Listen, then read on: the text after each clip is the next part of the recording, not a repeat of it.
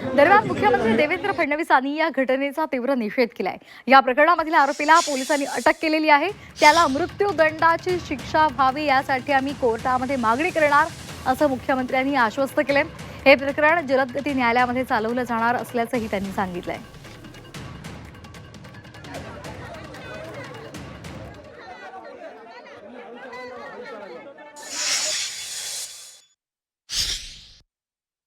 Fast track कोर्टामध्ये हा संपूर्ण हे प्रकरण आम्ही नेऊ। स्पेशल त्या ठिकाणी फास्ट ट्रॅक कोर्ट तयार करायला आम्ही हायकोर्टाला विनंती करू।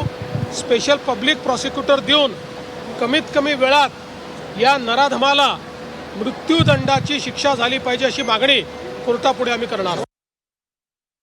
प्रत्येक गोष्टीत राजकारण शोधून काढणं यापेक्षा वाईट दुसरं काही असू शकत नाही। काही गोष्टीत तरी संवेदना बाळगली पाहिजे। मला असं वाटतं ठीक आहे ते काय करतायत, पण राज्य सरकार जे केलं पाहिजे ते नक्की करेल।